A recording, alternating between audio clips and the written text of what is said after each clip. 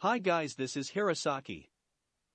This story is all about what if Naruto was in Justice League. For decades, he had traveled from one corner of the known universe to the other, searching for a way back to his home planet. But after nearly 100 years of fruitless efforts, even with his legendary stubbornness, Naruto grew weary. Now, he had to let it go. Before we start, kindly like and subscribe to this channel, and look over the description box for the author of this amazing storyline. Welcome aboard. Chapter 45 Funeral.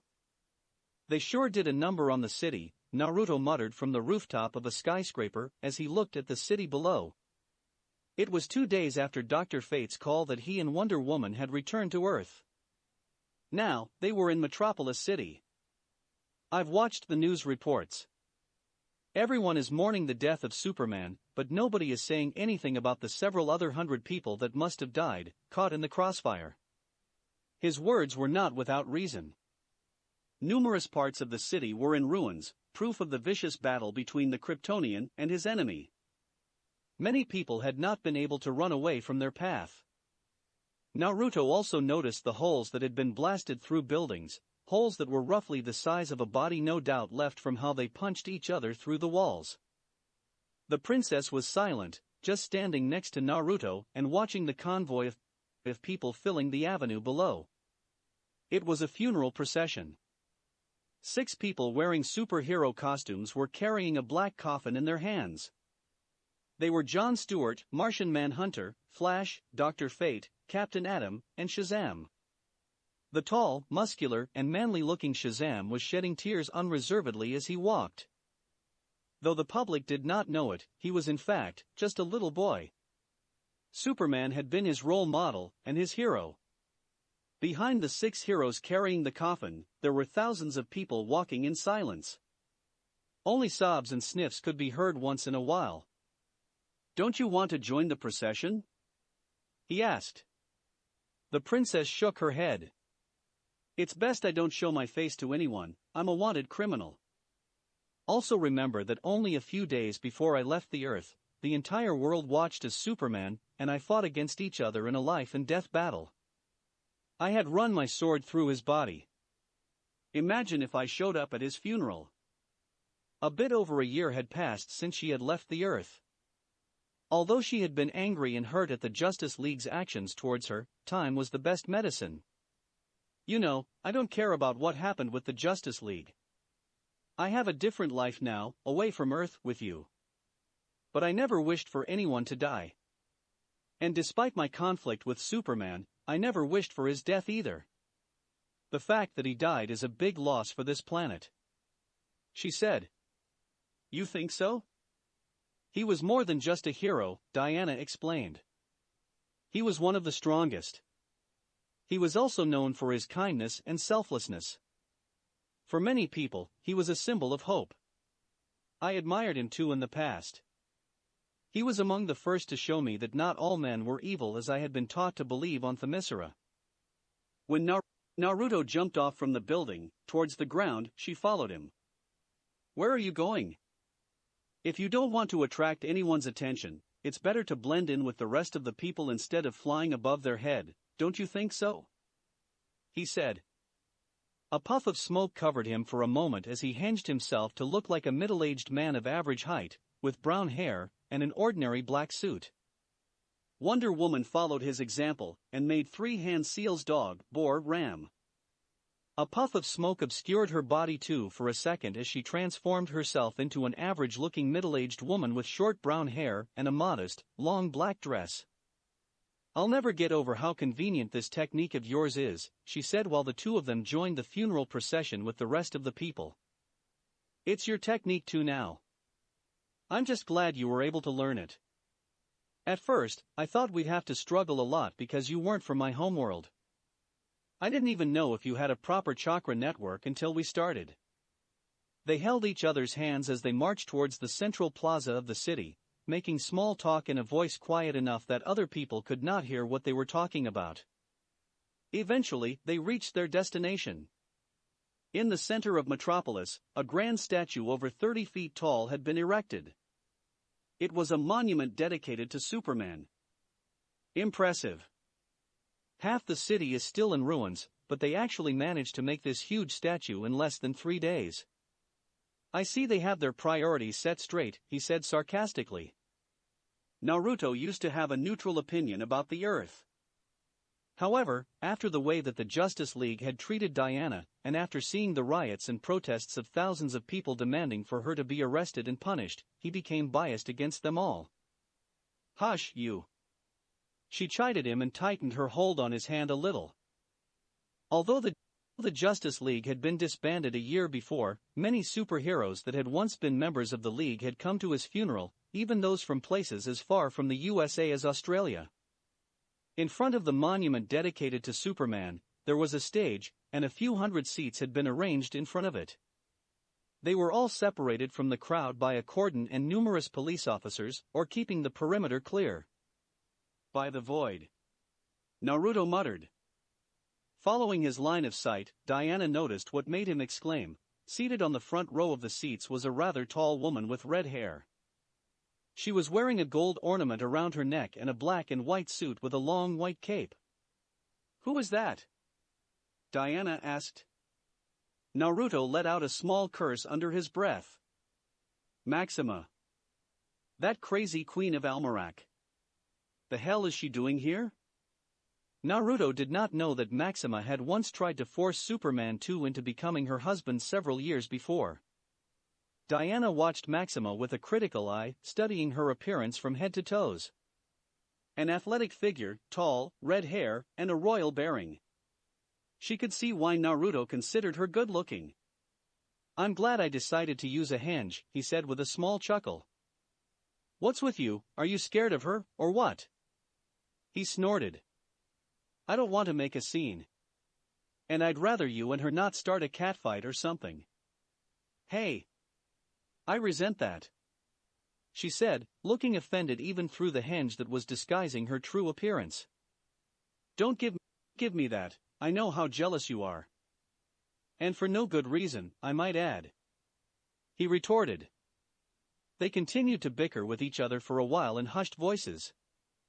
But they were forced to stop when Martian Manhunter walked onto the podium, because the crowd quieted down as the alien gave his speech. Though we gathered here today bound together in sorrow and loss, we share a precious gift. We are all privileged to live a life that has been touched by Superman. A rather loud sob broke the silence, and many people turned their heads towards the source. It was a blonde girl in her late teens, seated in the first row in front of the stage. The red-haired girl next to her embraced her to her chest, muffling her heart-wrenching cries. They were Supergirl and Starfire. Next to them, an old couple and a red-haired woman in her mid-30s were shedding tears as well. They were Jonathan and Martha Kent, Superman's adoptive parents, and Lana Lang, Superman's childhood sweetheart and fiancée. Superman had proposed to her just a week before his untimely death. The Man of Steel possessed many extraordinary gifts, and he shared them with us freely. None of those gifts was more remarkable than his ability to discern what needed to be done and his courage in doing it whatever the personal cost.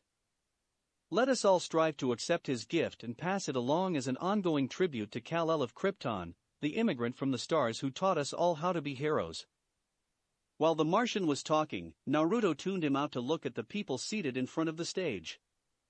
He recognized the faces of many former members of the now disbanded Justice League. There were also VIPs such as governors, generals, and the President of the USA, presidents and diplomats from other countries, the King and Queen of Atlantis, Aquaman and Mera, and there were even half a dozen members of the Green Lantern Corps. Hey D, weren't Superman and that bald dude enemies?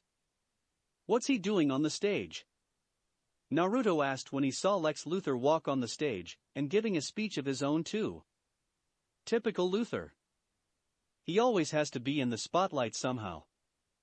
When we left the Earth a year ago, he was in prison, yet, here he is now, giving speeches like an upstanding member of society. He probably has half of the present people in his pocket. She said in distaste. It's no secret that Superman and I had our differences, but it hasn't always been that way.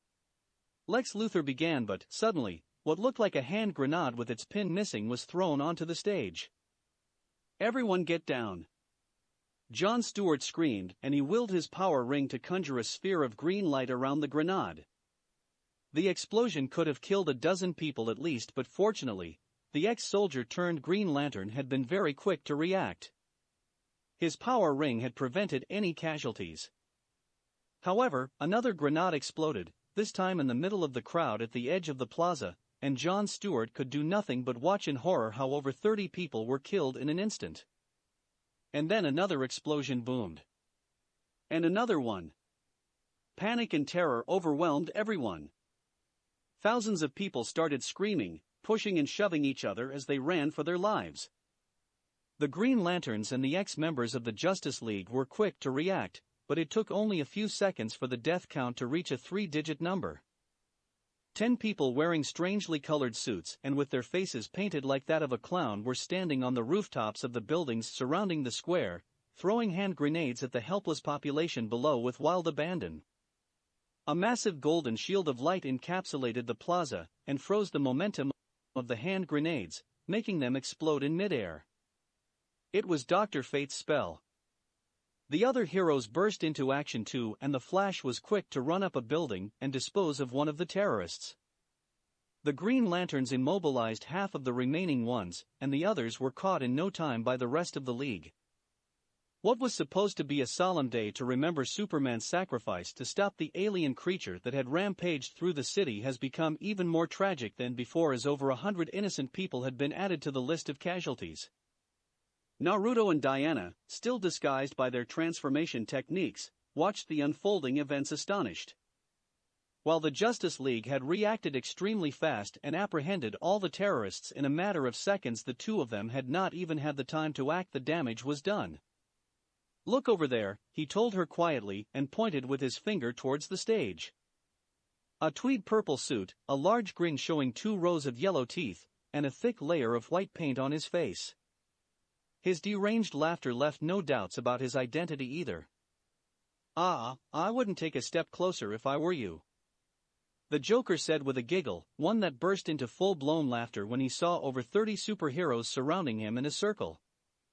His laughter became hysterical at seeing how everyone's faces twitched every time his finger moved. A string was attached to his finger, a string coming from a vest full of explosives, which was being worn by a terrified young woman. The psychopath looked around, his eyes scanning the dozens of superheroes crowded around him. Where is the Batman? How come he is not at the party? How disappointing dash. Suddenly, 2 burning holes appeared in the clown's head. A smell of burnt human flesh filled the air. In front of him, a blonde girl's eyes were still burning with a crimson red light. Pandemonium broke loose. "Oh my!" Wonder Woman gasped. "Oh boy!" he agreed. She and Naruto were still disguised as regular civilians, just watching the scene from a distance. What had just transpired caught them both completely by surprise. In the following 2 seconds, the Flash became a blur to the naked eyes as he yanked the vest off the young woman and threw it in the air towards the Green Lanterns. "GL!" he shouted.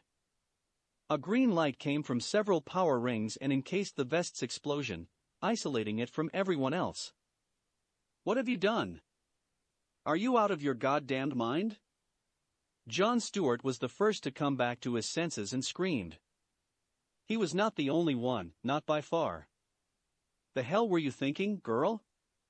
Steel, a hero clad in a metal suit and carrying a sledgehammer, shouted.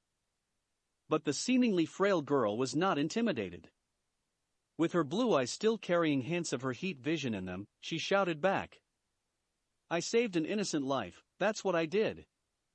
"You call that saving?" Vixen yelled. "You murdered someone in cold blood. Is that something Superman would have done?" Vixen's words were a low blow. Supergirl appeared to be on the verge of crying, but she steeled her expression and stayed firm in her position. "Superman is dead. He is dead because they let that creature alive. He is dead because instead of putting it down, the other dimension Superman only lobotomized it. Look around you," she shouted. Look how many people were killed by this psychopath just today. We keep throwing them in prison, but they just break out and come to kill more innocents again." Tears started to fall down her cheeks. They were tears of sadness, frustration, and anger. How many times have had the Joker been arrested already? How many times has he broken out? How many innocent lives would have been spared if everyone wasn't too scared to do what had to be done? So, what now? Are you going to be judge, jury, and executioner? Who gave you that right? Are you above the law? Captain Adam spat. 7 Green Lanterns aimed their power rings at the blonde girl. Jon Stewart cursed under this breath. What the fuck is going on with the world? This is Wonder Woman all over again. He clenched his teeth as he looked at Supergirl's tear-stained face. He had teamed up with the young Argonian quite a few times while the Justice League had been still active, before it was disbanded. He had been almost like a mentor for her, often chastising her for not being serious enough in their assignments and for being careless. He had taught her how to be responsible. In time, the bubbly blonde girl had grown on him, and he had become fond of her. However, he would not let his personal feelings interfere with his duty as a member of the Green Lantern Corps or with his sense of responsibility. A constructive green light in the form of a pair of cuffs was conjured by his power ring, and he said in a cold voice, "I suggest you turn yourself in for your crime. Do not make us subdue you by force." Though her face was stained by tears, Supergirl was no longer crying. There was a determined look in her eyes. "Subdue me? You and what army?" She spat back. A temperamental Green Lantern that looked as round as a ball of meat aimed his power ring at her head and snarled. "You may be a Kryptonian, but you're still just a little girl." A blast of light burst from the meatball-like Green Lantern's ring. But then, a small explosion made everyone back away when a bolt of energy clashed against the Green Lantern's attack. Her eyes glowing with a brilliant green light, a tall, red-haired young woman stepped in front of Supergirl protectively. Green energy bolts appeared in her hands. "I won't let you harm her even if it's the last thing I do," Starfire said. Seeing that Jon Stewart and the other 6 Green Lantern friends of his were unlikely to be able to subdue Supergirl, everyone knew better than to underestimate her prowess after having witnessed the devastating battle between Superman and the creature they had named Doomsday 3 days ago. The rest of the superheroes at the scene prepared themselves to intervene. The last girl of Argo, Superman's adopted cousin, whatever her identity was, it was irrelevant to them. As she had killed someone in cold blood, in front of thousands of people, there was no coming back from that. The energy bolts in Starfire's hands glowed brighter and Supergirl clenched her fists too, while her eyes became suffused with a crimson-red light. No matter how many of their former friends rose against them, they would not go down without a fight. Naruto watched the new development with great interest. He had never expected the situation to evolve this way, for Supergirl to snap and lash out like that, to directly kill the Joker with her heat vision. It had been a brutal but extremely fast and efficient move.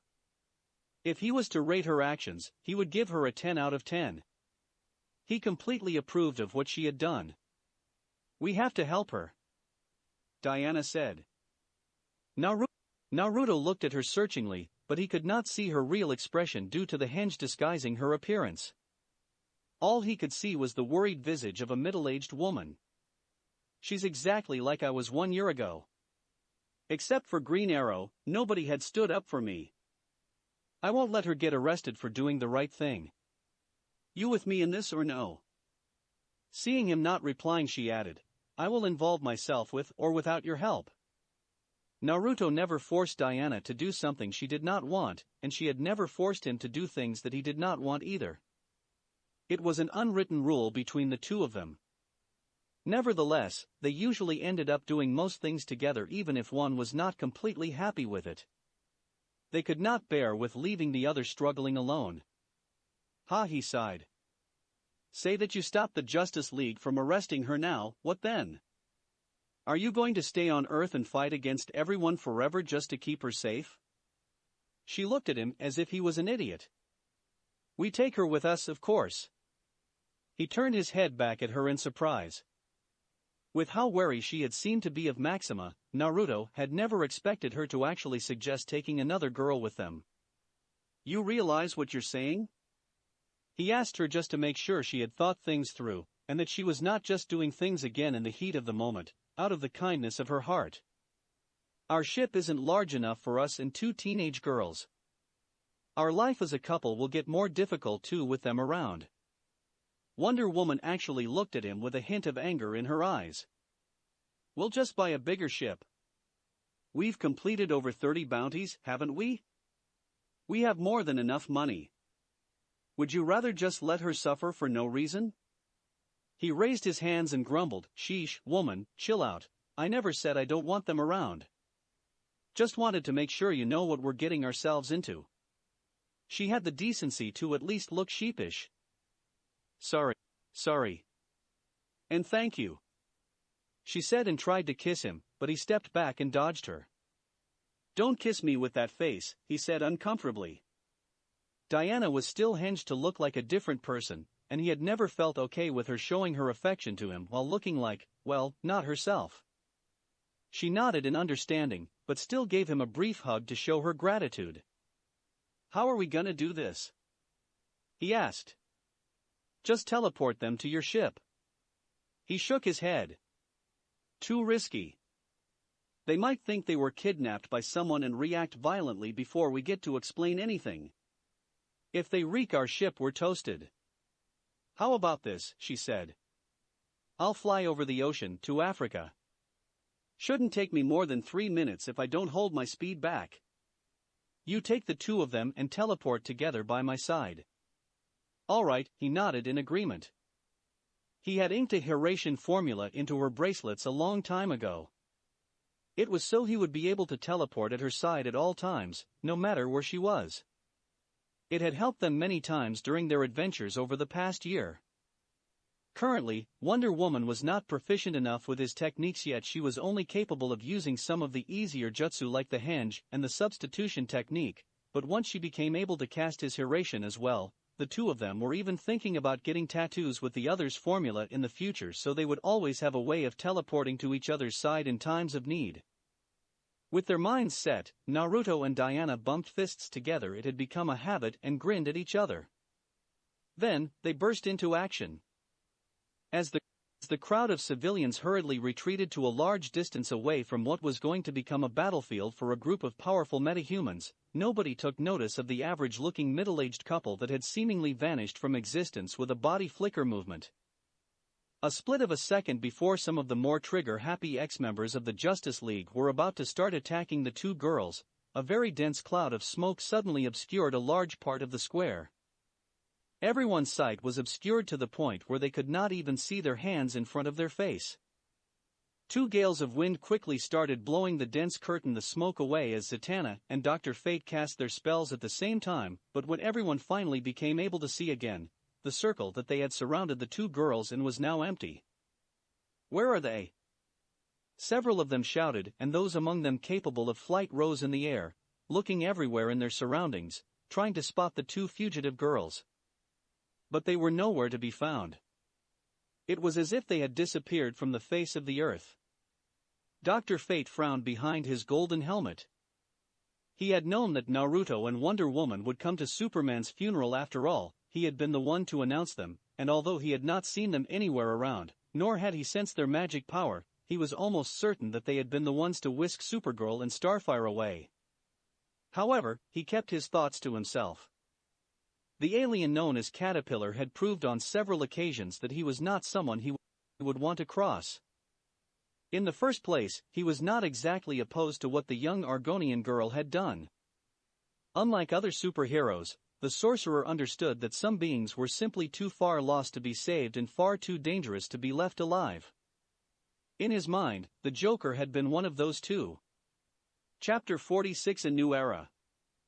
While Wonder Woman and Naruto had been traveling and seeing the wonders of the universe and romancing each other, many other people did not have it as good as them. For example, the previous year had been a nightmare for Batman. The Justice League disbanded shortly after Wonder Woman left the Earth. That is not to say that it was her act of killing Maxwell Lord 4 that had caused the disbandment of the League. It was one of the factors indeed, but the main reason was that everyone learnt about the AI brother that Batman had created. Most of the members of the Justice League did not take it well that someone that was supposed to be their teammate and leader had created an AI of such complexity just so he could spy on them. Having lost trust in two of their main leaders, Batman and Wonder Woman, the Justice League disbanded within 1 month from the fateful incident. With the Justice League no longer around, the crime rate skyrocketed over the past year. Without a brain to coordinate everyone and without the Watchtower's means of transportation, teleporters and spaceships, solo heroes could not deal with crime as well as before. They could only go back to protecting their home turf. As for regular policemen, they were out of their weight class when it came to dealing with metahumans. Currently, Batman was in his Batcave, studying recent data on the socio-political situation of the world. Apart from the graphs displaying the spike in crimes committed by ordinary humans and metahumans alike, information on the armed conflicts around the globe was also displayed on the large screen of his supercomputer. In the USA, it had taken the intervention of the army to quell the violent and armed rioters. But the social unrest was far from gone. A separatist movement was born as a result of the army's actions against civilians in many states, not only the southern half of the country, but from the West Coast and Midwest as well, were trying to leave the rule of the White House by taking a legal approach now. A referendum was going to be held within the next 2 months. Going by how things looked like, it seemed that the president would rule only over New England and Mid-Atlantic. Most of the other states wanted to have nothing to do with the White House anymore. The situation was even more tragic in the rest of the world. The United Nations had isolated the most populous country in the world both diplomatically and economically. The UN was threatening to invade China with their armies for the massacres committed by the so-called Liberation Army against the common civilians. The UN was pushing for abolishing the current regime, for the sake of the 1.5 billion people suffering because of it. But the Communist Party was not intimidated in the least. Tensions were sky-high. The possibility of a World War III starting no longer seemed as far-fetched as before. In Myanmar, the army was still controlling the government, and the rioters had organized themselves in armed forces that used guerrilla tactics against their oppressors. Tens of casualties appeared every day on both sides of the civil war. In Africa, the rioters from Senegal had managed to overthrow the corrupt government, but civil war ensued between the parties that wanted to take control over the country. The Central African Republic had also fallen under the violent assaults of the rebels, and it became a paradise for crime lords. Mozambique had fallen prey to the assault of rebel forces, as well, and Somalia was now being plagued by increasingly bold acts of piracy. Civil wars, riots, crime, it was chaos everywhere. However, Batman could do nothing about it. He was but a normal man. A wealthy and very intelligent person, but still a regular man nonetheless. He could not do anything significant by himself. He took off his mask and rubbed his face in frustration. With a sigh, he operated the computer to stream the funeral of the Man of Steel. Superman's death had hit Batman the worst. For him, Superman had been not only the most powerful ally he had ever had, but he had also been like a light in the darkness. Superman had shown him that justice did not always need to come from the shadows, that justice could come from the light as well. But that light had been snuffed out now. Only darkness remained. He sighed again when he heard the touching speech of Martian Manhunter. But the solemn and sad atmosphere was abruptly shattered when over 10 hand grenades exploded at once in the midst of the crowd of regular people and killed hundreds of them. Batman was shocked. Joker! He screamed and slammed his fists on the keyboard. Unlike others would have expected him to react upon watching Supergirl kill the Joker with her heat vision, Batman was not outraged by her actions. He let himself fall on his chair like a puppet whose strings had been cut. Supergirl's words were still ringing in his mind. How many times has the Joker been arrested already? How many times has he broken out? How many innocent lives would have been spared if everyone wasn't too scared to do what had to be done? He buried his face in his palms. He had been among the first to condemn Wonder Woman when she killed Maxwell Lord a year ago. However, Superman's death and the chaos rampant in the world changed him. Supergirl's words and actions were only a catalyst that fastened the process. Lifting his face from his palms, he looked at his hands. In his eyes, they looked as if they were stained with blood. He felt the weight of the world pressing on his shoulders. He started shaking. All the people I've murdered by letting the Joker live. No more. Normally, such a thought would have raised alarm bells in his head. However, at that moment, he was not in his right mind. He had just watched, live, hundreds of innocent people being massacred by the Joker and his goons. When he looked back at the screen, it was just in time to see a cloud of smoke suddenly covering the entire plaza. In the next second, Supergirl and Starfire were gone. Supergirl and Starfire gritted their teeth and braced themselves for one of the worst battles in their life. Fighting against their former friends and teammates was way worse than fighting against criminals. Nevertheless, they were resolved to not go down without a fight. Just when the ex-members of the Justice League surrounded them and were about to attack, a dense cloud of smoke engulfed the entire plaza. Instinctively, Supergirl activated her X-ray vision, but she only got to see a yellow and black flash of light before the world spun around her head. For a brief moment, her sight went dark. Then, what greeted her eyes was a sandy beach in a tropical, or at least Mediterranean land if the palm trees and high temperature were anything to go by. From the corner of her eyes, she noticed an unfamiliar silhouette and her first instinct was to punch.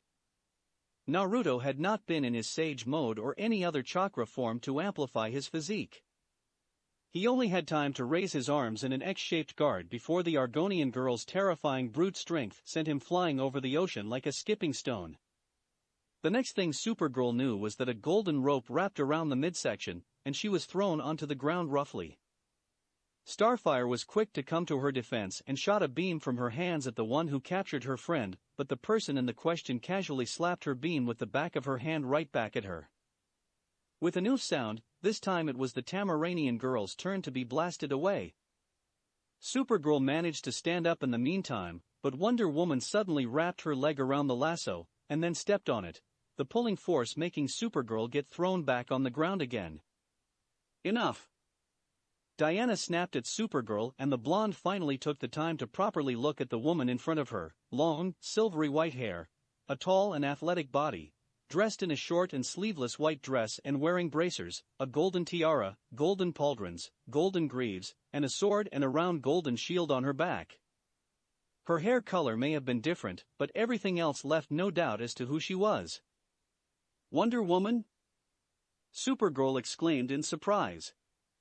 Just then, Naruto also came back on the shore. He was soaking wet and he was sulking. I went ahead and saved her ass and there she goes, fucking blasting me across the ocean. He grumbled and threw a scathing look at his lover, who had a shit-eating grin on her face. The princess was not even trying to hide her amusement. Not a second later, a yell of Mr. Naruto reached his ears and a human missile slammed into him. The young woman from Tamarin took in him a big bear hug. Naruto let Starfire hug him with a helpless look on his face. This girl was too honest and too affectionate for her own good. He could not bring himself to dislike her. He even patted her back gently a few times. Seeing Supergirl finally coming out of her fight or flight state, Wonder Woman untied her. I'm sorry, I didn't look around properly, I attacked first. I thought you were one of the heroes that came to the funeral. Supergirl apologized. Understandable, don't worry. He waved off her apology. You came to the funeral as well? The blonde girl said. It was more like a statement rather than a question. Yes, Diana wanted to pay her respects. His words made her go wide-eyed. I thought you hated Superman? She asked. I never hated him. Wonder Woman said. We only fought because Maxwell Lord was mind-controlling him. We may have not been on good terms with each other when I left, but I never wished for his death. Superman was one of the first and few men that I respected. You know, she's the one who insisted that we saved you, Naruto said. Thank you, Supergirl said. But then she looked down, her expression downcast. Fresh tears started falling from her eyes as she was reminded again that her adopted brother was now dead. Starfire quickly came to her side and took her in a comforting embrace. It took a while for the girl to get her emotions under control. When she finally pulled herself away from the taller girl's arms, she heard Wonder Woman speak to her. I've talked it over with Naruto. You could come with us if you wanted. You too, Starfire, both of you. The two girls were startled by her unexpected offer. After what you did, they will treat you the same way as they treated me, Diana said calmly. More than a year had passed since that time, and she had gotten over her bitterness long ago. But Supergirl's situation was so similar to hers. She saw her as a kindred soul. She wanted to help her. We will teach you how to survive in the world outside. We will even give you a spaceship and teach you everything about interstellar travel. When I was in your place, I was lost. I thought all my friends hated me, and that I'm all alone in the world dash. But we never hated you. We came to your apartment in New York later that day to tell you that we never thought anything less of you, but we couldn't find you. Starfire said empathically. I didn't know that, thank you. But that's all the more reason for me to help you. Back then, I don't know what I would have done without Naruto. I want to be for you too what Naruto had been for me. Diana said kindly. Supergirl was so moved by her words that she almost started crying again. But then, a stubborn expression appeared on her face. Thank you, but I can't leave. Ma and Pa are still here. I can't leave them, especially not now after Clark passed away. I can't leave my friends either, Earth is my home. As she spoke, her eyes started to glow, and it was not because of her heat vision. It was as if a fire was lit inside of her. Superman gave his life to protect the people of Metropolis. I won't tarnish his legacy by running away. I will take on his responsibilities. I will take his mantle. Now, it is my turn to become the symbol of hope. I will use my strength to protect everyone. And I will do everything to keep them safe. What she meant was clear to everyone present there. She would not stop even from killing if that was what it took to stop someone from harming innocents. Clark's fear of hurting his enemies is what had gotten him killed. I will not do the same mistake. She thought grimly. Hearing how decisive and convinced she sounded, Wonder Woman sighed, but she did not insist. She and Naruto had saved Supergirl, and they offered to help her in the future as well by taking her under their wings. But that was all they could do. They could not take her away by force, nor did they want to. It was up to Supergirl, and she had stated her choice clearly. You don't need to stay with me. There will be danger everywhere, and we will most likely have to fight against many of our friends. Supergirl began to say to Starfire, but the redhead cut her off. Don't you dare to continue that sentence. I promised you, didn't I? We'll be together forever. Starfire said and planted a loving kiss on Supergirl's lips. The blonde flushed a little at being kissed in front of two other people, but she did not pull away. Instead, she wrapped her arms around her neck and pulled her deeper into the kiss. Going by Supergirl's reaction, it looked like the kiss initiated by Starfire had not been just a spontaneous act on her part. The two girls were in a relationship. Penny, for your thoughts? Naruto asked Diana after he teleported the two of them to their ship and started flying through the solar system aimlessly, like one would go on a car ride just for the sake of it, without a destination in mind. Supergirl and Starfire, they have a difficult time ahead of them. However, if what I sensed from Supergirl is correct, I wouldn't be surprised if in 3 to 4 years Earth will be no different than how it was in the dimension of the Justice Lords. Is that such a bad thing? Naruto asked. I admit that with Darkseid's impending invasion in the future, it would be much better if Earth was united under one central power, but I don't know about after that, in times of peace. Totalitarian regimes may work on some races and planets in the universe at large, but they never worked well on Earth. Our history is proof of that. Are you going to stop, Supergirl? Diana shook her head. I have washed my hands off the Earth when they all prosecuted me for doing what had to be done. Supergirl has her own reasons for continuing the fight, but I don't. With my mother and my Amazon sister's departure a year ago, there is nothing left for me on this planet. I won't participate in whatever happens there. Chapter 47 Love. The chaos and conflicts from Earth did not disturb Naruto and Diana's regular daily life. While revolutions, civil wars, and armed conflicts wrecked many countries on the blue planet, the two of them were peacefully cooking together in the kitchen of their spaceship. A kitchen knife cut at a remarkable speed several cucumbers with slices as precise as from a machine, not a human.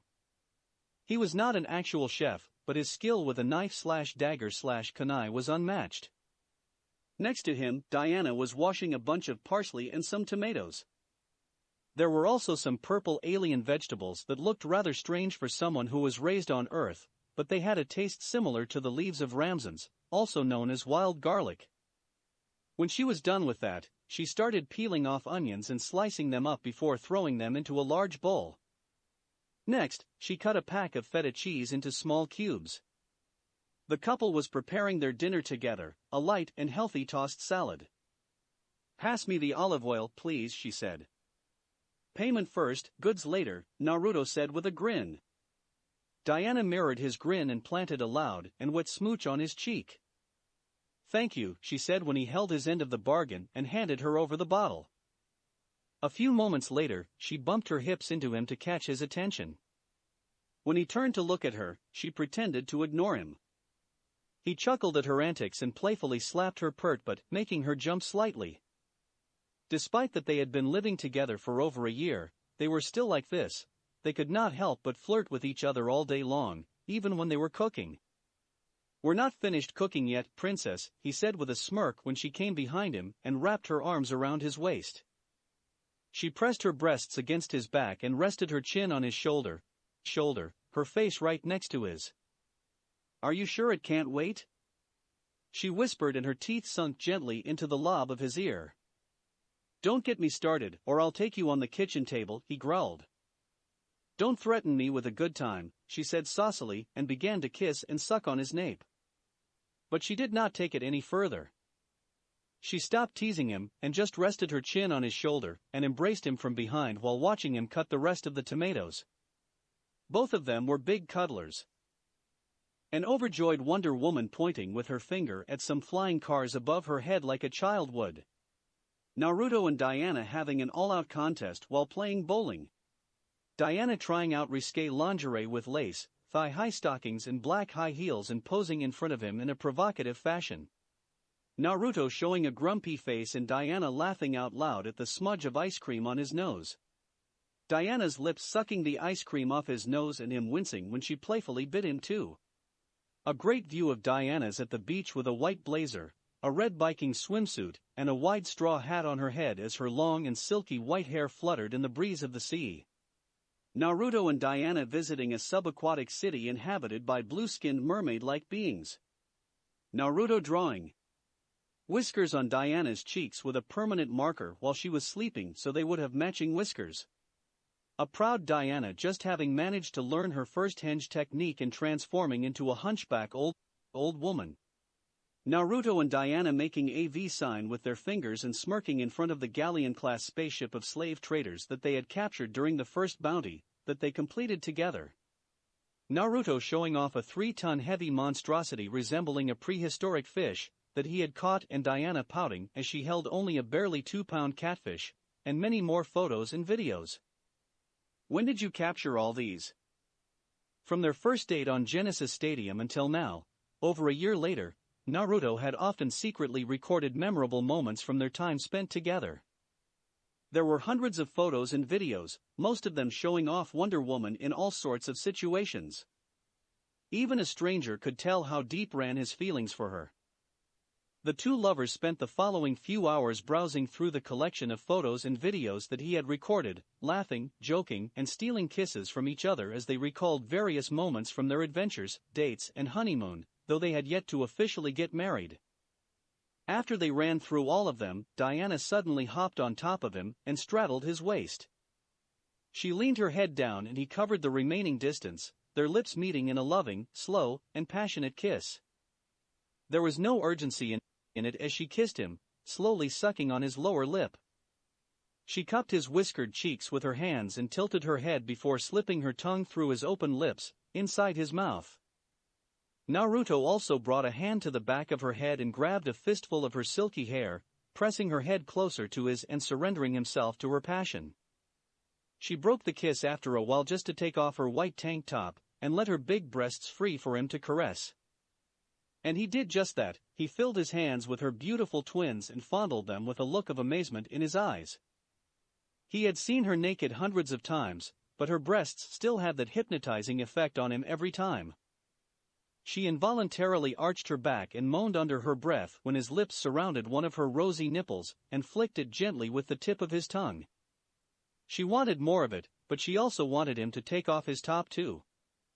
Reluctantly, he let go of her breasts, her nipples standing stiff to attention now after his loving abuse.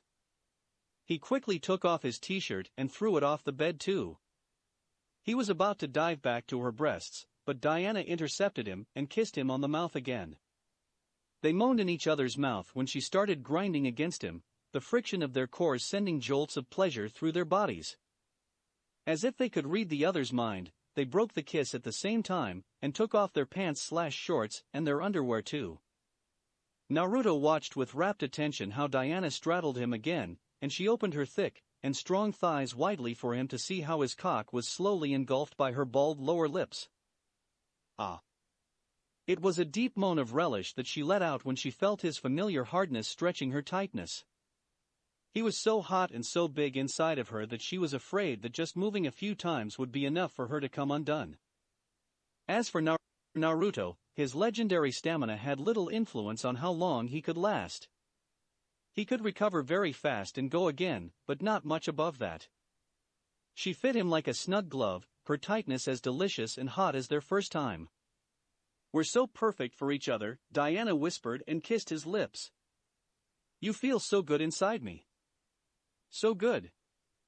A groan came from him when she lifted herself a bit and then sank down again, slamming her hips against his. She cupped his face with her palms again, and made him look her in the eyes as she rode him slowly, but deeply, his head hitting the entrance of her womb with every move. It was slightly painful, but it was the sort of pain that she had grown to enjoy and even crave after seeing how his face strained from pleasure whenever he bottomed her out. Him losing control and surrendering himself to her and going wild because of her actions turned her on like nothing else. "My cute, brave, and strong Naruto." She cooed at him, her thumbs caressing his scarred cheeks gently as she rolled her hips on him. "Diana." He called out her name in a strangled voice, and his hands grabbed her toned, big ass cheeks and squeezed them roughly, just the way he knew she liked it. "Don't close your eyes. Look at me, baby. Look at me as you make love to me." She pleaded and rested her forehead against his as she continued to ride him, her pace increasing gradually. The intensity of that experience could hardly be described in words. Her hands gently cupping his face, her heat squeezing him like a vice, her eyes widening and her pupils dilating as she started to shake uncontrollably on top of him. It was a magical sight that Naruto hoped no one else would ever get to see. "Diana. My princess," he muttered her name lovingly and started to pump harder into her from below, his hands also coming to her face to cup her cheeks tenderly.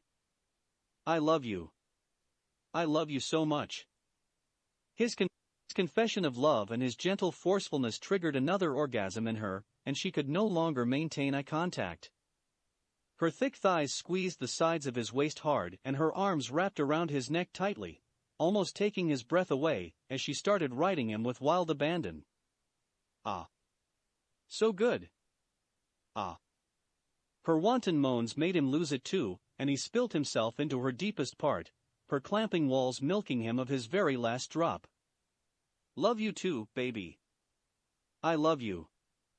Diana whimpered, her body still shivering every once in a while from the aftershocks of her little death. A content smile appeared on Naruto's face as he held Diana in his arms and caressed the back of her head as tenderly as he could with his calloused hands. He could not imagine a life without her anymore. He loved her so much that it almost scared him sometimes. They had made love hundreds of times over the past year, but every time they did it, she took his breath away as if it was their first time. He couldn't get enough of her. She occupied his every thought. In his eyes, everything about her was perfect, even her white hair. He had not been tempted to as much as even look at another woman ever since he had fallen in love with her. He could not imagine anyone ever replacing her in his life. When she felt him harden inside of her again, she started moving her hips against his once more, still hungry for more of his love. But he rolled them over so he was now on top of her. He laid her down and then pressed himself flush against her, his strong chest squashing her large breasts under his weight. Her arms wrapped around his neck and her gorgeous long legs locked behind his back, her heels pressing against him in a silent plea for him to go deeper. There were days when they went at it hard, like animals in heat, but there were also times when they craved intimacy, gentle lovemaking. This was one of those times when they wanted to make love and express their feelings for each other. His pulled out until only the tip of his head was inside of her before he sheathed himself back in one move, bottoming her out. Her back arched beneath him, and her muscular legs tightened around his waist, while her pussy clamped around him every time he brushed against the fleshy wall of her deepest part.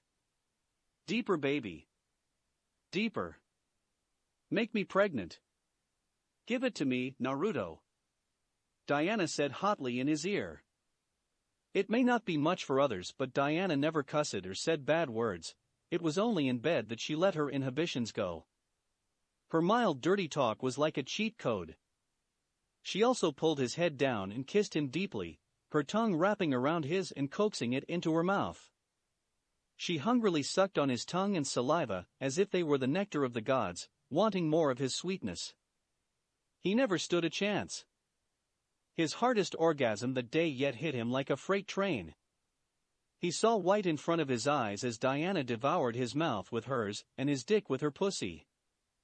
With her arms tightly embracing his neck and her long legs locked around his back, there was no way for him to escape, not that he wanted to. In that moment, he was a slave to her love and pleasure. As he lay on top of her unmoving, Diana spoke to him quietly in his ear while caressing his head and neck lovingly. You were there for me when I learnt that my faith and my whole life had been a lie. You were there to support me when my friends shunned and abandoned me for doing what was right. You showed me that life doesn't have to be an endless cycle of just sleeping, eating and fighting crime. You showed me the world outside of Earth. You taught me how to have fun. You accepted me with my flaws too. You brought color to my gray life. You made me a woman. You made me happy. I'll always love you, Naruto. I love you. Forever. By the end of her heartfelt confession, her eyes were swimming in tears. Watching the photos and videos of the moments she had spent together with Naruto over the past year reminded her of how much patience, effort, and attention Naruto had invested in their relationship. She was reminded of how deep was his love for her, and how much she meant to him. His love for her overwhelmed her. Wonder Woman vowed to herself that she would never take him for granted and drown him in her love and affection every day. Naruto raised himself on his elbows and brought a hand to her face, tenderly brushing away her crystal-clear tears. Don't cry, princess, he said in a gentle voice and planted a lingering kiss on her plush lips. I'm just so happy, she said and sniffed, torn between laughing at her own girlishness and crying some more. It was as if she was high or drunk on her feelings of love, and the post-orgasmic bliss only elevated the experience even more. He chuckled at her and rolled off to sit next to her on the bed. But he gathered her in his embrace and Diana eagerly glued herself to his body. She laid her head on his chest, draped an arm across his waist and intertwined one of her long and smooth legs with his manly, muscular ones. You saved me just as much as I saved you, Dee. You saved me from a life of loneliness. It's only because of you I kept my sanity after the Black Mercy's attack on my mind. It's because of you that I wake up every morning with a smile, happy and content like I've never been in my entire life before I met you. I love you. My cute, crybaby Amazon princess. It was strange that after everything they had done together, a few words from him could still bring butterflies in her tummy. Diana smiled giddily, her face glowing with happiness. She pecked him on the cheek before laying her head back on his chest and rubbing her face against it like a cat. It made him laugh lightly, and he patted her on the head gently, taking delight in how she reveled in his attention like a spoiled little child. The difference between the warrior goddess that had made a name for herself in several galaxies in less than a year, and the crybaby and spoiled little princess in his arms made him almost squeal at the gap-mo. She was too adorable. It was a side of her that only he got to see. She was his. His lovely princess, his goddess. Chapter 48 Radion. An almost invisible humanoid silhouette walked on the ceiling, upside down, as if it was on the ground and easily avoided all the moving laser beams trying to detect any would-be intruders. However, regardless of said person's efforts to remain undetected, loud alarms started blaring throughout the entire base. Damn it, Diana, you triggered the alarms way too early. I haven't gotten to the console yet. Now the blast doors were shut down and the vault is crawling with robots. Naruto yelled irritated into his earpiece. I'm sorry, Naruto, I tried to be sneaky, but I'm dummy thick, and the clap of my ass cheeks alerted the security. Wonder Woman said from the other end of the line. What met her reply was complete silence. She could not rein in herself and burst into full-blown laughter. Who taught you to talk like that? Naruto asked in disbelief. Ah ha ha ha. I wish I could see your face. Diana said while giggling uncontrollably. I found your meme collection a few days ago. Ah, I'm so annoyed I can't see your face now. Ha ha ha. Naruto blew out a sigh and chuckled too in spite of himself. You got me good, I admit. But the thing is that at this rate we're going to fail the mission. On a serious note, it's not my fault, she said, and he could practically hear the pout through her voice. There are heat detectors somewhere close to the main panel. I had no way of knowing that. If anything, it's your device's fault. When's the last time you upgraded your tools? This stuff of yours is so outdated. We had an issue with it 2 months ago too, when it didn't detect a hidden infrared camera. Naruto wisely decided to not comment on that. The truth was, as she said, that he had not upgraded his gear in a few years. Technology advanced at a breakneck speed. In 4 or 5 years more, his gear would become completely obsolete. The two of them were currently in the Antares system, Milky Way galaxy. Their mission was to steal the blueprint of a new type of robot created by Dorians, a race native to the planet Dor from the Antares system. The plan had been for Naruto to infiltrate the control room undetected and only then for Diana to trigger the alarms on purpose and cause a ruckus to attract the attention of the research facility's crew and robots. While everyone would be focused on dealing with her, he would secretly insert the hacking tool and steal the entire data. However, now that the alarms were triggered before he could get into the control room, he would no longer be able to extract that data. Naruto himself was not a hacker, he was not smart enough for that. All the data extraction/theft missions he had ever completed had been done through the use of his hacking tool, a device that could copy all the files in a database as long as there were no protocols triggered to prevent that. Don't worry, I'll grab one of these guys and force him to give us the blueprint.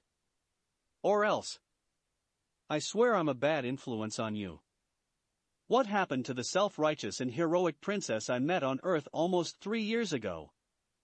He said teasingly. Oh, shut it. A few minutes later, Wonder Woman arrived at the location of the control room carrying a beam tied up with her golden lasso. It was a tall and very thin person, almost like a stick.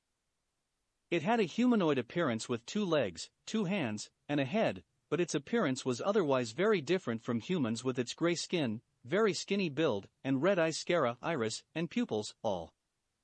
Get us inside the control room, she ordered, and her lasso glowed. The tied-up Dorian went to the panel obediently, and after inserting a code, the alarms were stopped and the laser beams from before were turned off too. The blast door protecting the control room was raised up, and the three of them entered it unhindered.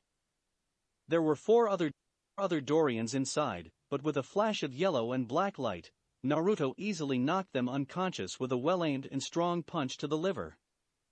Naruto and Diana were always very careful to not use lethal force in missions that did not require them to do so, like assassination or escort/rescue missions where their targets were scumbags. In this case, the ones working in this facility were just regular people doing their jobs. From a moral standpoint, the two of them were the bad guys, performing industrial espionage.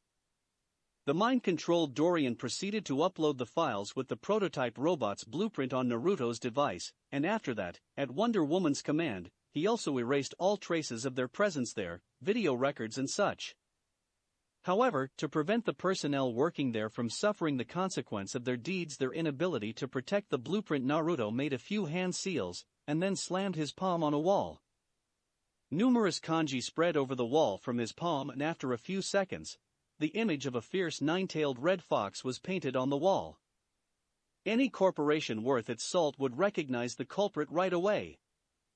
After a century of operating as an intergalactic mercenary, almost all major economic, political, or religious or military organizations knew who Caterpillar was. The image of the nine-tailed fox was the calling card that he and Kurama had coined up many decades ago. "I think we should change our calling card, shouldn't we?" Naruto mused. "True, Kurama is golden and has 10 tails now." Diana agreed. "Well, I was thinking more about making one for the two of us. Kurama is not going to wander the universe like a vagabond with me anymore, and it's been 2 years already since you and I started doing bounties together." "Speaking of Kurama, I kinda miss him," Diana said, and Naruto more than mirrored her feelings. They shared a knowing smile at the memory of the prideful, arrogant, and gluttonous fox. "Let's go visit him.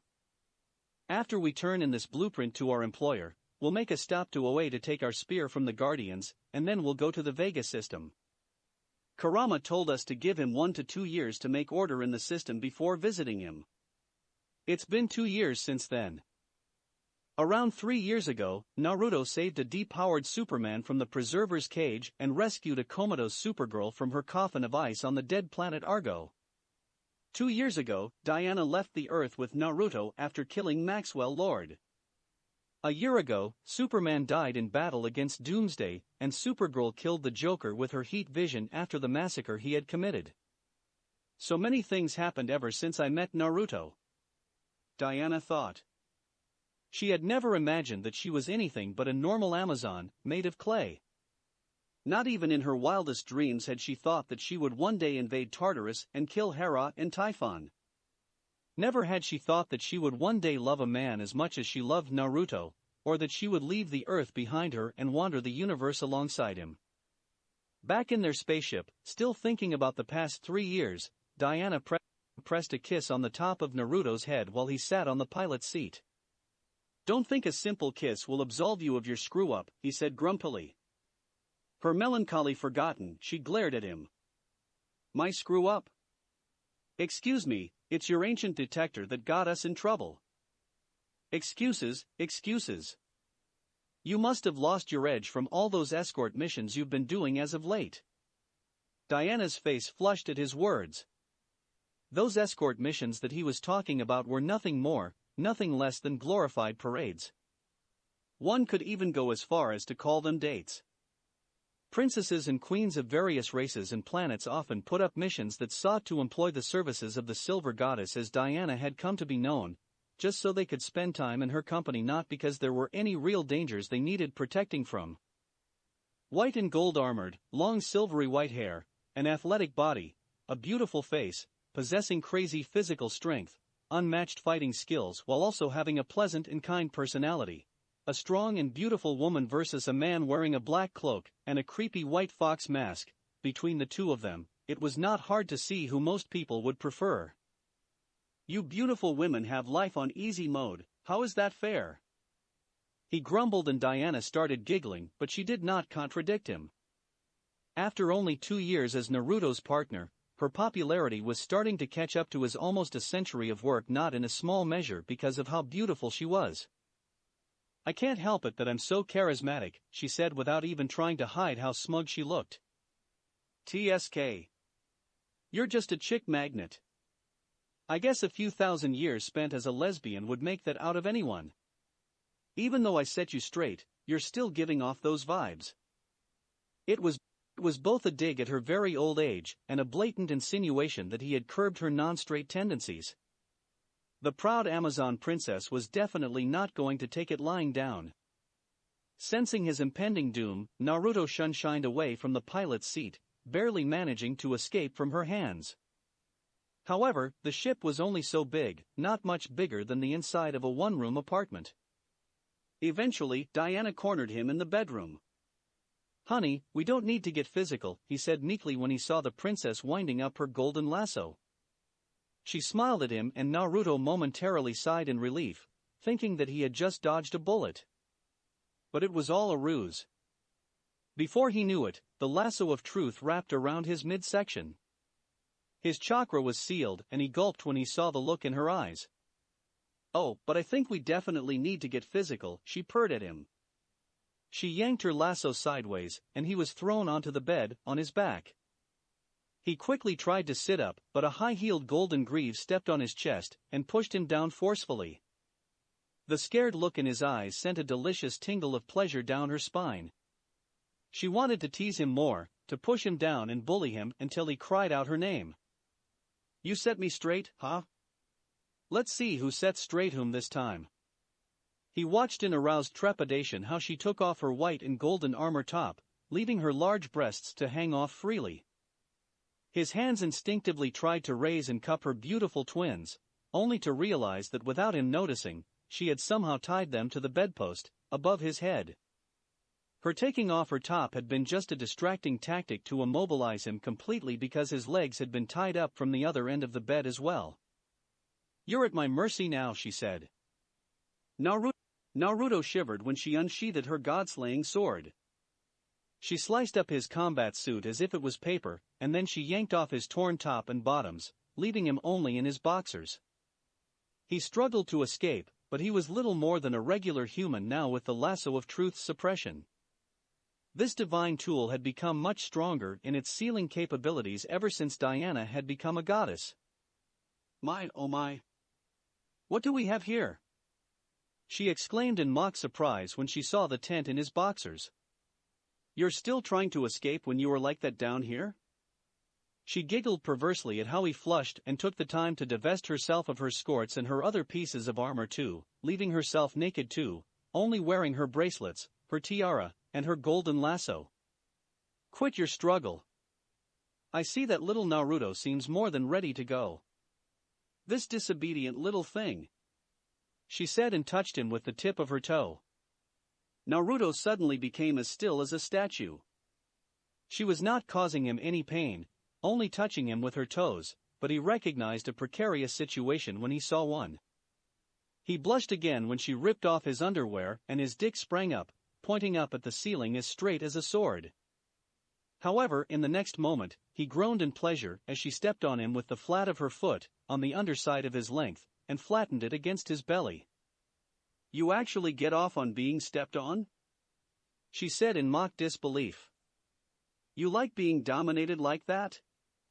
By the gods, what a pervert," she said and pressed her foot a bit harder on him before starting to stroke him with her toes. He moaned at the touch of her toes, but then his breathing stopped because her big toe pressed on the underside of his tool, on the length of the urethra. She knew everything about his body, she knew precisely how to make him go crazy. His white stuff spurted all over his stomach. "Tell me, did you like it?" she asked, smugness evident in her voice. "Yes," he said through his gasps for air. "Yes, what?" "Yes, princess." Diana herself was so turned on that her face was wearing a perpetual blush. Her entire body looked like it was glowing from all the pheromones she was emitting. "Good boy." She cooed at him and walked until she was right above his head. When he looked up, a drop of something fell on his cheek, close to his mouth. She was leaking like a broken faucet from the bald slit between her legs, her muscular thighs glistening wet with her dripping arousal. "It's your time to pleasure me. Come, slave, pleasure your princess," she said and squatted to sit on his face. She let out a deep and long moan of satisfaction when his tongue touched her lower lips. When his lips wrapped around her little nub and the tip of his tongue flicked it, she grabbed his hair with both of her hands and pressed him hard against her. With him obediently licking, kissing, and sucking on her pussy, while being completely at her mercy, it turned Diana on so much that she was beginning to lose all semblance of control. She started riding his face with wild abandon and moaning lustfully, suffocating him with her thighs and choking him with her love juices. "More! More!" she cried out. It was like an electric shock coursed through her body when she came. Her legs started shaking uncontrollably, and she convulsed on top of him, humping his face. She could only see white, the pleasure so mind-blowing that she had temporarily lost her sight, and her hearing became muffled as if she was underwater. By the time she finally came back to the world of the living, she realized, much to her horror, that Naruto was now free. Now, it was her who was on the bottom, with her hands tied on the bedpost above her head, and with her powers sealed by her own lasso. "Naruto?" she whispered fearfully but also in arousal, anticipating what was about to come now that the roles were reversed. What are you doing?" she asked timidly when she saw that he took one of her legs in his hands and started caressing it gently. "Eek!" she cried out. "Stop! It's dirty!" she yelled in embarrassment when he pressed a gentle kiss on the top of her foot. "There's nothing dirty about you," he said, and to prove his words, he took her big toe in his mouth. Diana struggled to escape, but his hands had a gentle yet very firm hold on her left leg as he worshipped her dainty foot with a tenderness that left her mortified with embarrassment yet strangely turned on. As for her right leg, she could not move it at all. Seal had been placed on it, it was completely paralyzed. "Why are you doing this?" she squawked out, her face beet red. "Because I love you. I love everything about you," he said and moved his kisses up to her ankle, and then to her shapely calf, making the smooth and delicate skin of her long leg break into goosebumps. In their 2 years of intimate relationship, he had never done that kind of thing for her. It was a new feeling for her. Seeing that he was debasing himself like that to worship her foot and her leg, something she considered a dirty part of her body, left her inexplicably touched and aroused. By the time he started massaging her calf and peppering it with kisses, she began to moan and sing for him. "Please, I can't anymore," she cried out while he was sucking and licking, leaving red hickeys on the tender skin of her inner thighs. Now, she was at his mercy. Her chest was heaving laboriously, her abdominal muscles were clenched and her entire body was shivering. A fire was lit between her legs, and a puddle of slightly viscous liquid pooled beneath her on the bed. "Please what?" he said teasingly, fully enjoying the control he had over her despite his apparently demeaning position with his head between her legs. "Lick me. Lick my pussy. Please," she cried out shamelessly, too desperately horny to care about any decorum anymore. When he finally gave in to her pleas and kissed her wetness, he had to grab her hips and hold them down forcefully to stop her thrashing. "Ah! More!" she cried, her voice becoming hoarse. When a flicker of yellow light appeared at the tip of his tongue, and he licked her clit, she arched her back with such strength that she almost threw him off her because his yang chakra had amplified her sensory receptors several folds. She had already been on the brink of orgasming even before he did that. His yang chakra had been simply overkill. She almost lost her consciousness as she squirted all over his face and the bed. "Cheater!" She barely croaked a word of rebuttal, her eyes tightly shut and her face still scrunched up as her body continued to feel the pleasure of her orgasm. He grinned smugly as he looked at her shaking and shivering form. He bent down again and pressed his lips to her navel, enjoying how she bucked against him, and how she tried to free her hands from the lasso to push him away, the previous explosion of pleasure having been too much for her to handle any more of it. His lips moved upwards and he took great delight in kissing her defined abdominal muscles and tracing between them with his tongue while caressing her obliques with his hands. Moving further up her body, he let his face fall into the deep valley of her breasts, delighted by the mixture of the natural odor of her body and the floral smell of her shampoo. He spent a long time tenderly massaging her beautiful and large breasts with his hands and sucking and licking her pointed red nipples, almost making her experience another smaller orgasm. When he finally came face to face with her and kissed her plush and red lips, he was almost overwhelmed by the hunger and lust with which she returned it. But he broke it off and sat up, not falling to her whines and pleading eyes to continue. Instead, he grabbed her by the hips and abruptly turned her over, on her stomach. Then, he came behind her and yanked her ass up with his hands. She tried to push herself up on her elbows too, but he pressed her head back into the mattress, leaving only her ass up in the air. Ah! She cried out when she felt his dick suddenly push through her pussy lips. Her cries only got louder as he started to slam into her roughly from behind. With a hand pressed on the back of her head and the other wrapped around her waist, he fucked her roughly into the mattress. Having already experienced 2 mind-blowing orgasms, she was no longer as resistant as before. His rough thrusts from behind made her lose all strength in her legs, and she fell flat on the bed. As she fell on her stomach, he also laid himself on top of her, his chest pressing against her back and a hand wrapping around her neck and squeezing it a bit, not enough to choke her, but just enough to give her the feel of it. "You're clenching like crazy," he gasped out in a voice strained by both pleasure and pain.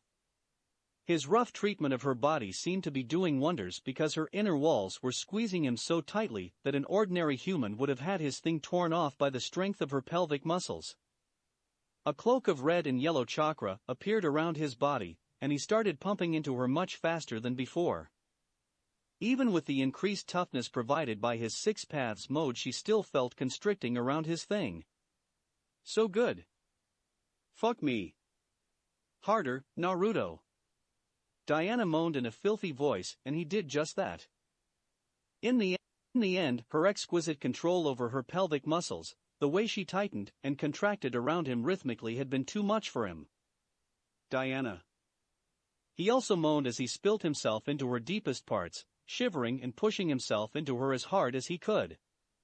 His efforts until then and the feel of his hot seat inside her body had been her undoing as well. Laying on top of her unmoving, both of them were breathless. But after a while, he rolled off of her and untied her hands. She immediately turned around and took him in a tight hug. "Make love to me, Naruto," she pleaded, her hunger for intimacy still not extinguished. She liked it roughly a lot, but she would never put it above gentle lovemaking. As a stamina monster, her plea was all the encouragement he needed. A few moments later, he was on top of her again. This time in a missionary position, he thrust into her slowly and deeply while exchanging tender kisses and whispering sweet nothings to each other. Eventually, he came inside of her again, and if the lock of her long legs behind his ass and the scratch marks left by her nails on his back were anything to go by, she had gotten her release as well. Her sweet cries and gasps for air were another telltale of her experience too. A few minutes later, the fire of their passion finally quenched for the night. Naruto and Diana lay in each other's arms, cuddling together in bed. "What is wrong with us, baby? Why can't we make a child?" Diana asked. With how active and passionate they were in their daily life, it was hard to understand why she would not get pregnant after all this time. As far as doctors were concerned, and Naruto and Diana had gone to multiple checkups on several different planets, both of them were perfectly healthy and fertile too. "We've done it so many times, and we never use any sort of contraception," she continued, and her face flushed a little against his chest when she said that. "I don't know, D," he said, using a short form of her name affectionately while caressing her silky white hair with his hand. "It could be because you're a goddess and I'm a mortal." She shook her head, not agreeing with him. "That's not it. There were many cases in the past where gods had intercourse with mortals and bore children out of it. I'm the living example of that too." "Your mom isn't exactly mortal though, is she?"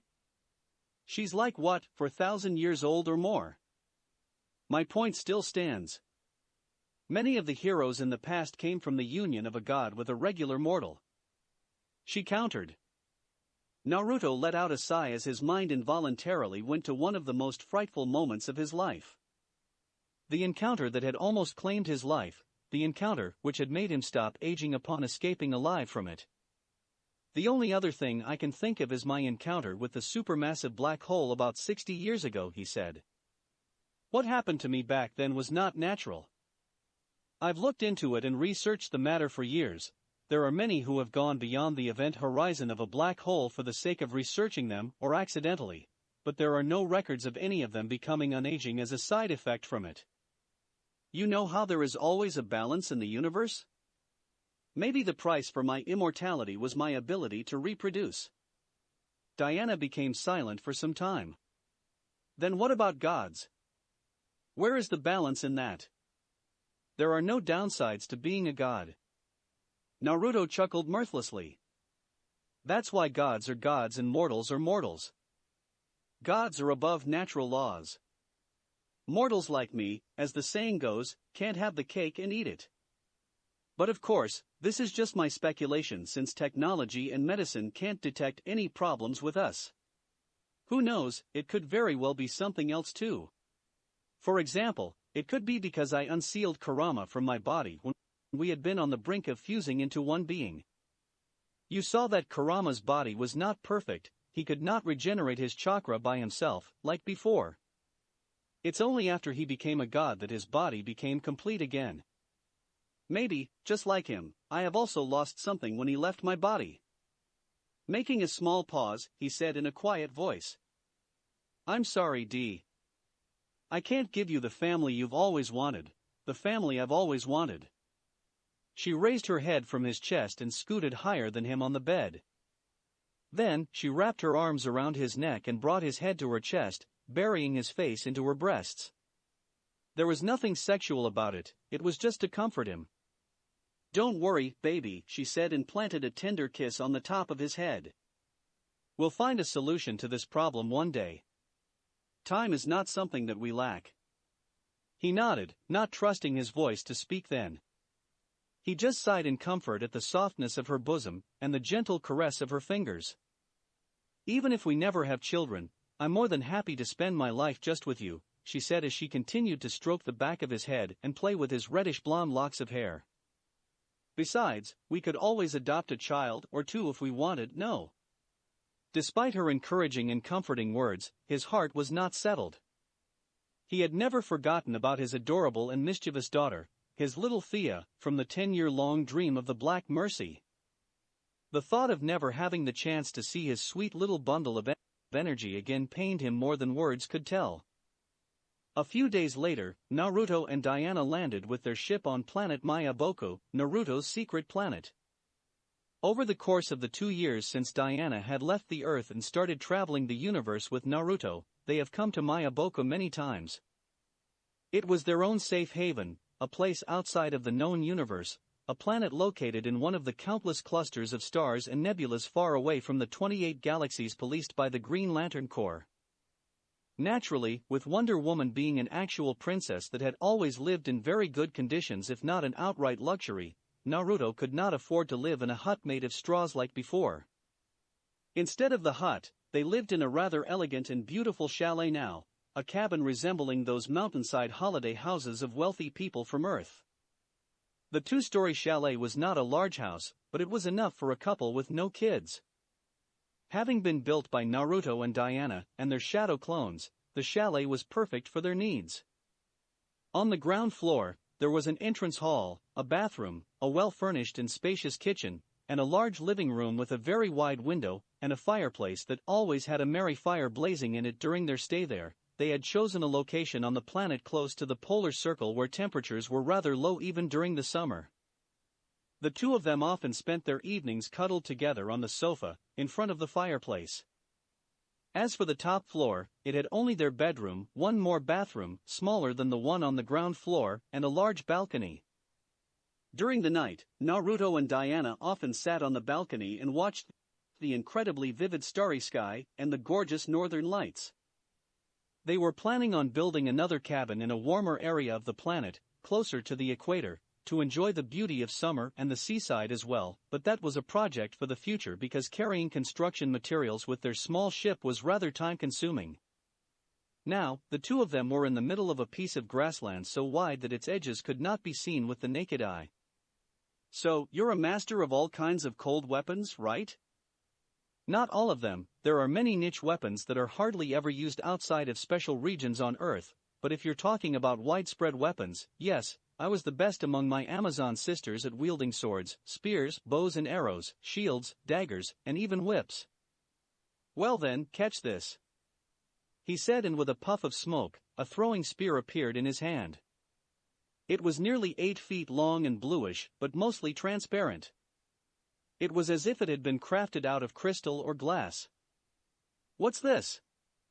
"Duh. It's a spear," he said with a roll of his eyes. "Naruto," she said warningly, and he chuckled.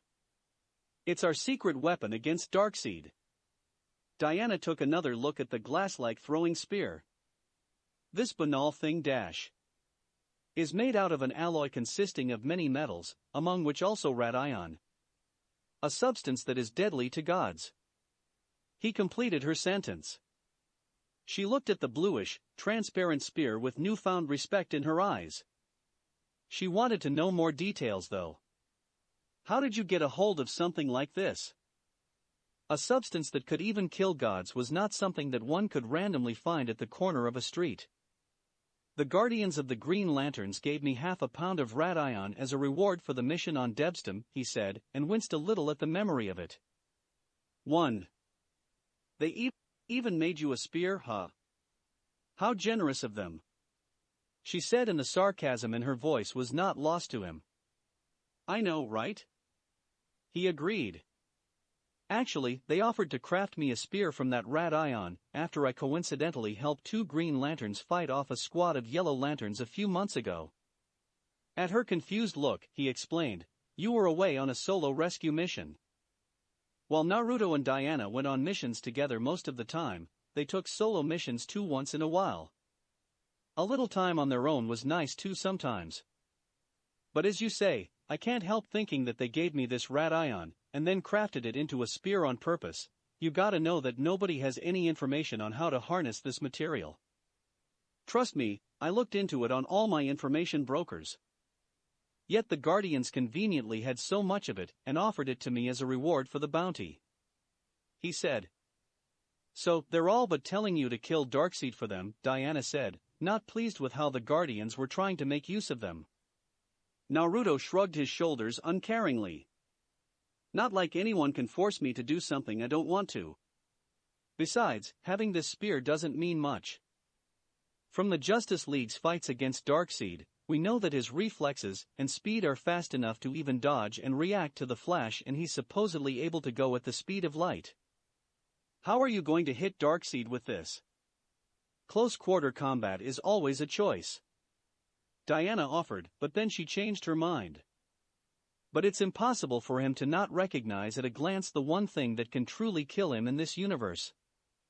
Once he sees it, he won't engage in a head-on fight and just fire his Omega beams from behind the protection of his parademons." "My thoughts exactly," he agreed. "I guess our only way is for one of us to trap him and hold him still while the other one uses the spear," she said. "Easier said than done. You saw how much magic resistance Hades had. Darkseid is bound to be even stronger. But you'll have your enhanced 6-path Sage mode on Earth. Even if it's poisonous, you shouldn't be in any fatal danger as long as you don't use it for too long, right?" They discussed their options a while longer before Naruto took back the radion spear from her hands and sealed it in a scroll. Then, he gave her about 40 other javelins that had the exact same shape, weight, and elasticity as the glass-like radion spear. "As we decided, I'll be the one to trap Darkseid, hopefully with the help of the other metahumans on Earth. Your one goal is to hit him with the spear. So now we gotta practice." He put some distance between the two of them, and a cloak of yellow-red chakra appeared around him. I'll use my 6-path sage mode, my body flicker movement, and even my Hiration too. Try to hit me.